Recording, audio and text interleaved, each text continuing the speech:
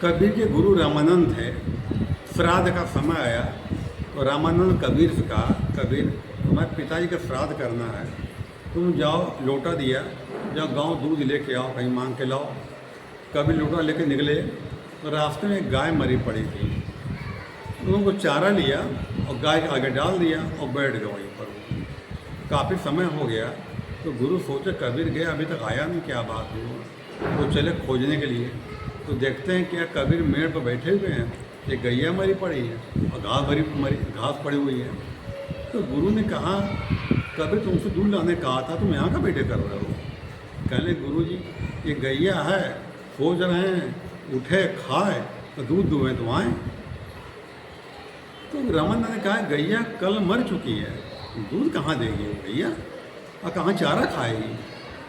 तो कबीर ने कहा कि गैया कल मरी है, ये चारा नहीं खा सकती, दूध नहीं दे सकती, और आपके पिताजी कब के मरे हुए हैं, वो आपका दूध लेंगे, आपका प्रसाद खाएंगे क्या, आपका भोग ग्रहण करेंगे क्या। गुरु को समझ में आई कि बात तो सही कह रहा है। कहना चलो कबीर ये पाखंड से मुक्ति दिला दी, तुम दिला दी। गुरु नानक देव जी थे, कासिम गए थे, तो वहाँ पर श्राद्ध का समय था, लोग अपने पितरों को पूरब दिशा को पानी दे रहे थे। तो गुरु नानक ने पूछा कि क्या कर रहे हो भैया। कहले पितरों को पानी दे रहे हैं, प्यास बुझा रहे हैं। कहले अच्छा। तो गुरु नानक देव जी पश्चिम दिशा पर पानी फेंकने लगे। कहले भैया क्या उल्टा कर रहे हो, क्या कर रहे हो ये। तो गुरु नानक देव ने कहा पश्चिम दिशा तो मेरा खेत है, मैं यहाँ पानी फेंक रहा हूँ, पानी लग के हमारा खेती हरी भरी हो जाएगी। कहने ये आदमी में पागल हो गया, यहाँ से खेत पानी पे चला जाएगा।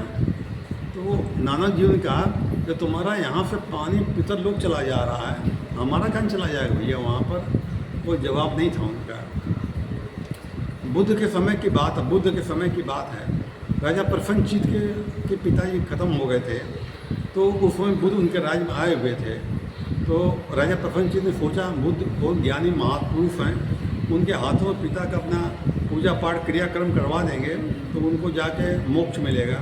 उन्होंने बुद्ध को बुलवाया, तो बुद्ध आए, कहने आप बहुत महान ज्ञानी आदमी हैं, हमारे पिताजी मर चुके हैं, तो उनके लिए आप पूजा पाठ कर दें ताकि उनकी आत्मा को शांति मिले और वो जहाँ भी कहीं कुशल मंगल हो। कहने लगा ठीक है। बुद्ध कहने लगे, बुद्ध ने कहा 2 घड़े ले आओ, एक घड़े में कंकड़ पत्थर भरो और लाल कपड़े से ऊपर बांध लो, एक घड़े में घी भरो, देसी घी, अब बांध दो, अब चल मेरे साथ गंगा किनारे चलो लेकर के। राजा का आदेश था भैया, एक घड़े में कंकड़ पत्थर रखा गया, मुंह बांध दिया गया, एक घड़े में जो है घी रखा गया। तो पानी में कुछ डाल दे, वहीं पर डाल दिया, घड़े रख दिए वहीं पर। तो बुद्ध ने कहा प्रभु जी से कि घड़े फोड़ दो, डंडा मार घड़ा फोड़ दिया गया। तो कुछ कंकड़ जो था वहीं बैठ गया और घी था वो पानी में तैरने लगा। तो बुद्ध ने प्रसन्नचित्त से कहा क्या कोई पूजा पाठ करने से जो कंकड़ बैठ गए ये तर सकते हैं क्या। महाराज ये नहीं कर सकते, ये प्रकृति विपरीत है। फिर बुद्ध ने कहा जो पानी में घी तैर रहा है क्या किसी पूजा पाठ करने से घी के नीचे बैठ सकता है। महाराज ये भी नहीं हो सकता है, ये प्रकृति विपरीत है, ऐसा नहीं हो सकता है। तो बुद्ध ने कहा कि जब पूजा पाठ करने से पत्थर तैर नहीं सकते, घी बैठ नहीं सकता, तो पूजा पाठ करने से क्या आपके पिता शांति मिलेगी। इंसान का कर्म ही इंसान को तारता डुबोता है। किसी का पूजा पाठ करने से, श्राद्ध पिंड दान करने से कुछ होने वाला नहीं है भैया, कुछ नहीं होने वाला है, कोई खाने वाला, ये पाखंड है, एक कुछ नहीं है। एक बुजुर्ग औरत थी, ठंडी का समय था, तो लड़के से कहते हैं कि बेटा रजाई ला दो, बड़ी ठंडी लग रही है। तो अपने लड़के बच्चे और नाती रजाई में सोते थे और बुढ़िया के लिए कहते हैं पैसा नहीं बाद में ला देंगे, ठंड बहुत लग रही थी, ये चद्दर ले बेचारी सोती थी। अभी ठंड में एक दिन बूढ़ा मर गया, ख़त्म हो गई। जब तो लड़के ने बहुत धूमधाम से उनका अंतिम संस्कार किया और जो है ब्राह्मणों को बुलाया, बहुत खाने खिलाया पिलाया, बहुत दान दक्षिणा कर दी। लोगों ने कहा बेटा हो ऐसा हो, कितना कर रहा है।